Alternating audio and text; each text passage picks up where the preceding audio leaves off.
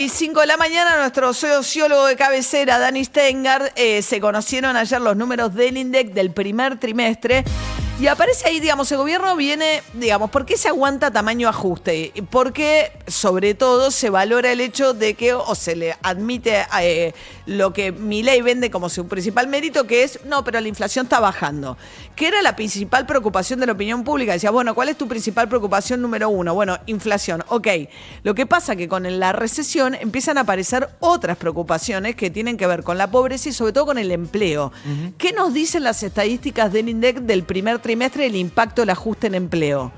Ayer el INDEC dio a conocer datos del mercado de trabajo del primer trimestre de este año, con lo cual empieza a agarrar los primeros meses del gobierno de Milei.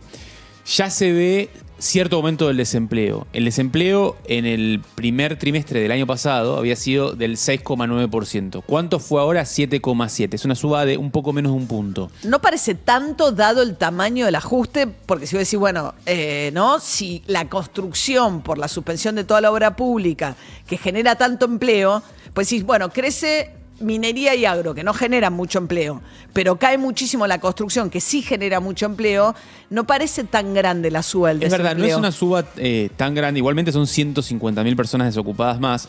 Ahora bien, para la magnitud del ajuste parece, digamos, comparado con otros momentos de la historia, una suba más moderada, podríamos decir.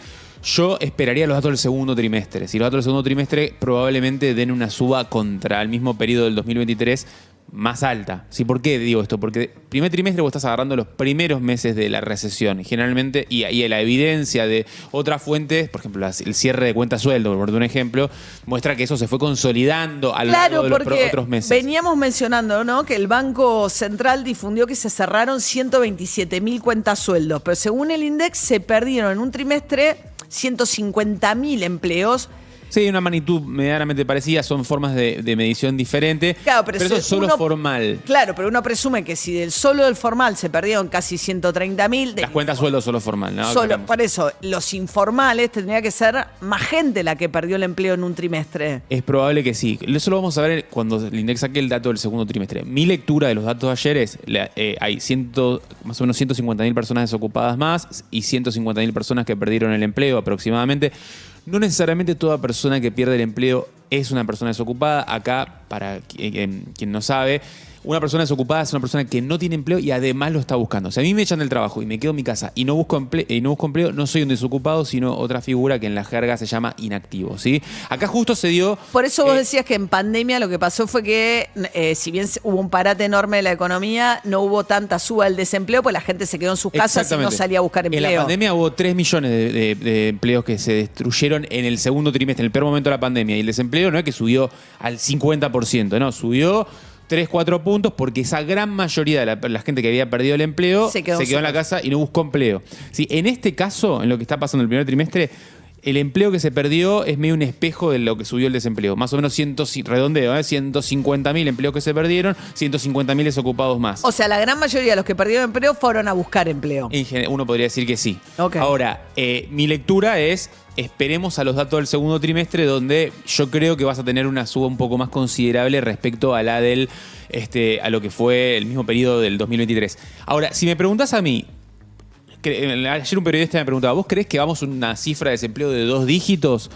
Yo no creo que este año vayamos a una cifra de desempleo de 2 dígitos. Probablemente vayamos a cifras seguramente, sin dudas, más altas que el año pasado. El año pasado fue 6%, 7%, dependiendo el periodo. Este año yo creo que vamos a estar por arriba de eso. No veo que vayamos, a priori, salvo que se consolide por mucho tiempo la recesión, un desempleo de 2 dígitos. Sí es probable que en medida en la cual siga la actividad sin recuperarse con fuerza, tengas cada vez más empleo informal, empleo precario. Eso es un poco lo que viene pasando en Argentina, de hecho, en los últimos 10-12 años. Argentina hace 10-12 años que no crece, ¿sí? Más, desde el 2011, 13 años. Y vos lo que ves, el desempleo hoy es parecido al del 2011. Más o menos 7% era en esa época, hoy estás en 7,7, es parecido. Lo que sí fue pasando es que se fue precarizando mucho la calidad cada vez más. Claro.